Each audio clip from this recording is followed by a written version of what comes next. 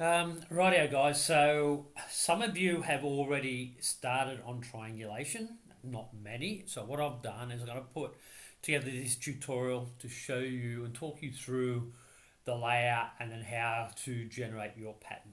So what I've done is I've drawn or started with SP3. The reason started with SP3 is it's the first offset. So the circle isn't in center, it's offset, so it's a little bit harder than the first couple. So I thought if I start with this, you should be able to do 1 and 2 quite easy. So again, it's SP3. All your sizes are on your drawing, but to let you know, it's 210 across the bottom, 150 up the side, and 100 mm diameter circle. I have them marked there. I do apologise if you cannot read them. Okay. So because this is offset one way, okay, so really we have a line of symmetry through here, which means that half and this half are going to be the same. So I've put the seam through there, so when we go to make this, we only mark one half and we can use the same half on the other side. So you only have to do one pattern. Okay, so as you can see, I've divided up the top circle. I have broken that up like we do with any of the other techniques we've used. Then we take this quarter of the circle back to this point, that quarter back to this point, and so on. Okay. As you can see, I've identified our points. So I've got A, B, C, D. So they're our points across the rectangle in the bottom. And I've numbered them 1, 2, 3, 4, 5, all the way around the top. The numbering is up to you, but I suggest you use what I've done, and there's a reason why I've put them where they are. It's just going to make it easier to do the layout. Okay, so I've also done the calculation here. So to work out our circumference is our diameter times pi. Circumference equals 100, which is our diameter, times 3.1416, gives us 314 as our circumference, divided by 12 gives us 26.18. So our distance of our segments is 26.18. Okay, so you should be able to do that quite easily and successfully. Okay, right. A couple of things you need to be aware. So some of the drawings that we've done in radial line and even parallel line, we need to get true length lines or use the correct lines to be able to do our development. Okay, because this rectangle to round is flat on the bottom and it's flat on the top, you can use the information around those two surfaces. So as an example, because we're going around the bottom, like from B to C, C to D, all that information is already true length. So the distance from there you can take straight from your drawing. The same with the distances from 1 to 2, 2 to 3, 3 to 4, you can take those distances off the drawing. But you cannot take or use, when you do your development, you cannot use 1 to C as a true length. Because it's laying back, okay, you don't actually know the height or the length of that line. So that's where we've got to generate a true length diagram to determine all that. Okay, so any line that goes from the top to the bottom or from your circle to your rectangle, we need to draw and come out with our true lengths. Okay, I'm going to show you how to do that now.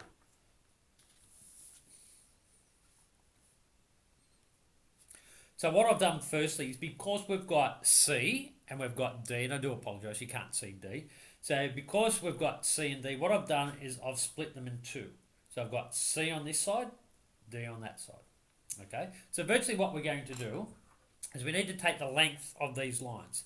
So as an example, I'm going to start with 1C. I'm going to take the length of that line.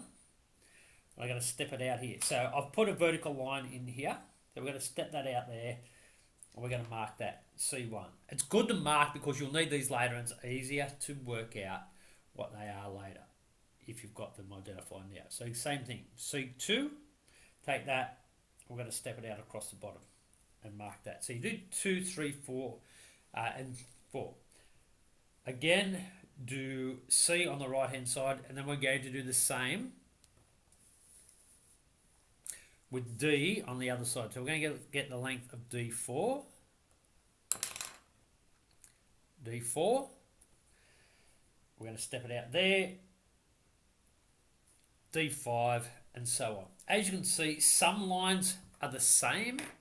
So here on my drawing, 7 and 4 are the same, and so are 6 and 5. Sometimes they do that, sometimes they don't. Just depends on the drawing. Okay. The next thing that you need is you need to then work out what your height is. So here we're putting our vertical height. So this vertical line, you need to measure up our vertical height, and for SP3 it is 150. I've measured that, stepped that up, okay, and I've marked that there. Okay. So when we go to do this drawing, to get the true length for these lines, virtually what we do, so if we need C1, we go from that vertical height down to C1, okay, and that is the length that we use for our step outs. Okay? It's the easiest way to be able to draw it, and the most accurate way to be able to draw it.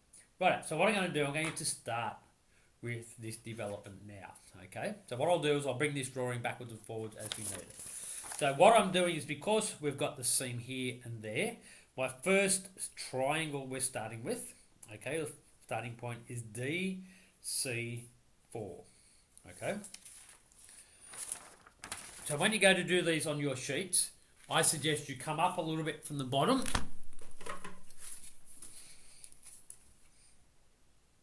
About in the middle. We're going to start with a line that is 210. I'll just confirm that from our drawing. 210. So from there to there is 210.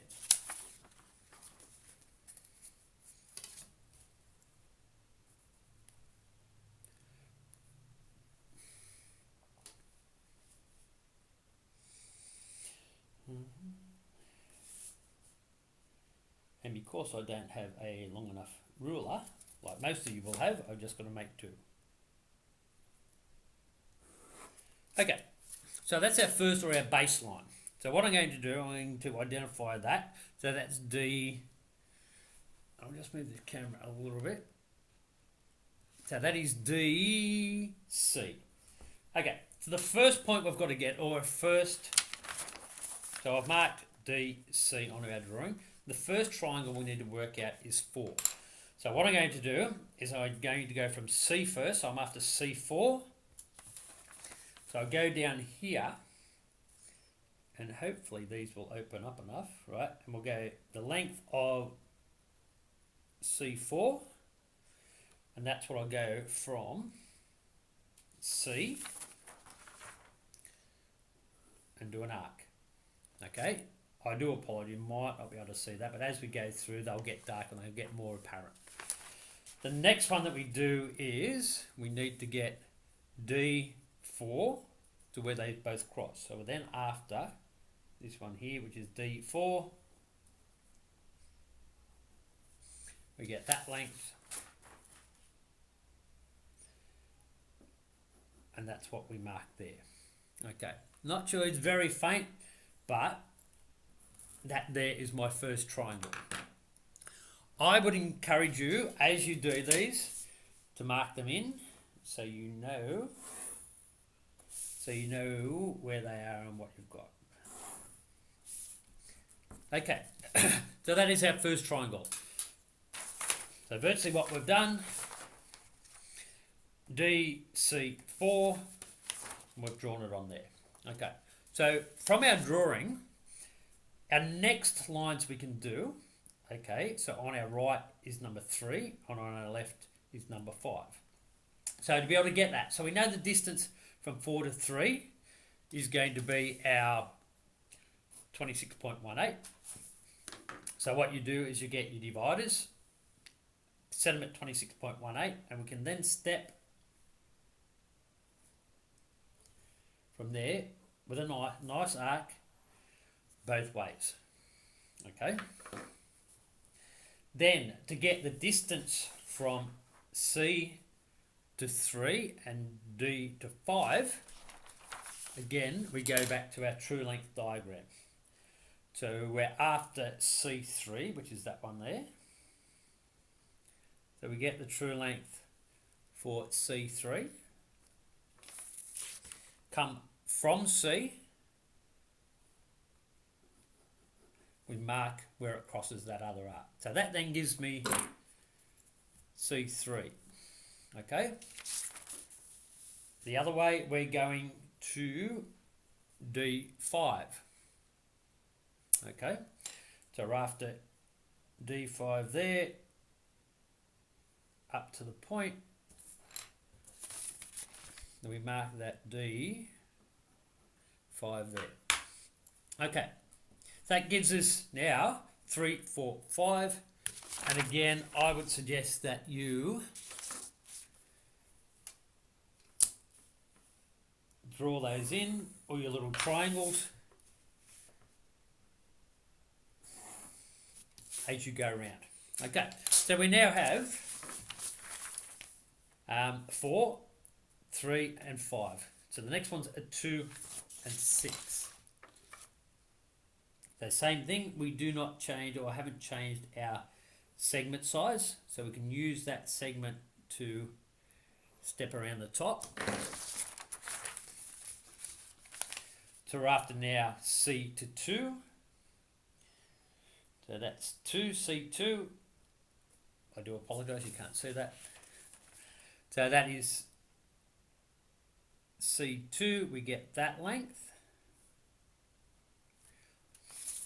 We step from here to 2. And on the other side, we have D2, 6. So we go D6 back to our point. And that's what we step up here. Okay. So virtually what you do is you're following your pattern around in your top view. So once you get one line, you then try and find the next one and work your way around. Okay, so 6, and next two we have to do is, so we're here and there, our next two are 1 and 7. So they're the last 2 lines around the top. So again, with our segment of 26.18, we put an arc around the top on both sides. So again, we're after D7 now. So we get D7 from down here.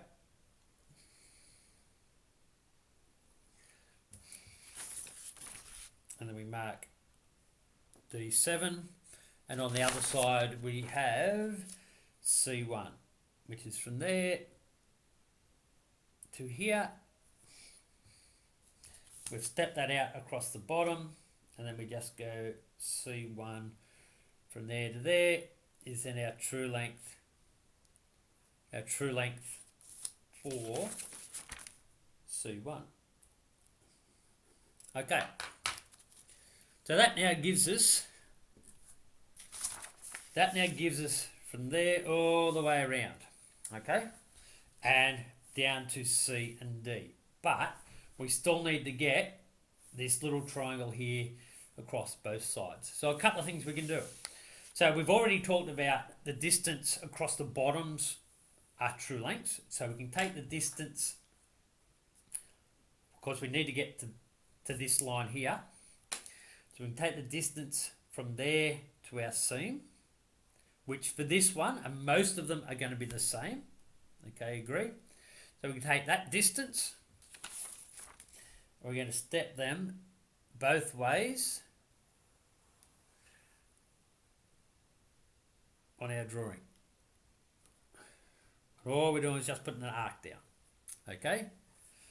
So that gives us our distance from here out. We already know where 1 is.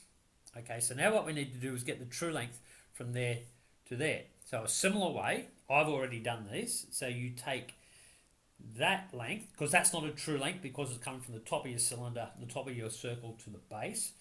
So you take that length, you step it out again across your true length diagram, and then you take that across your vertical height, and that then is your true length for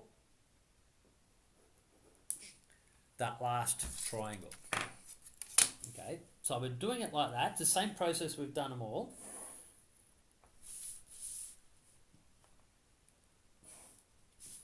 That then gives you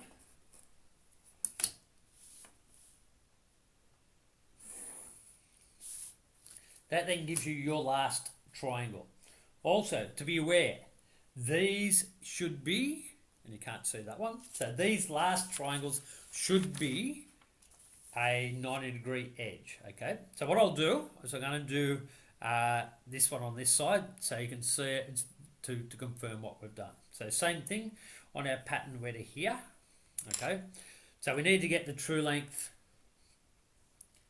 from the circle down to the bottom. So basically true length of that seam. So I've got that length. I have stepped it out across our true length diagram, and then I'll take that length from there to there, and then that's the true length that we use to be able to come from 7 down. Okay, so where those two cross is then our last triangle. We can go through, draw them in. There, back to our point.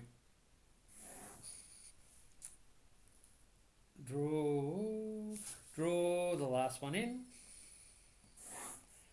Okay, so as I said earlier, that corner there should be square. You need to double check that it is. If it's not, you've made an issue somewhere along the line. Okay, so your curve around the top, you could go through, sketch it in if you like. That is up to you. If you've got a flexi curve, please do so. But at this point, all we need is to know that those points are in the correct spot. Okay, so again, so that pattern we can use twice. Okay, so because we've got, as I said, it's symmetrical through this point. So that half and this half is going to be the same. It's just formed differently. Okay, so hopefully that gives you enough information to be able to do a fair few of those jobs in triangulation.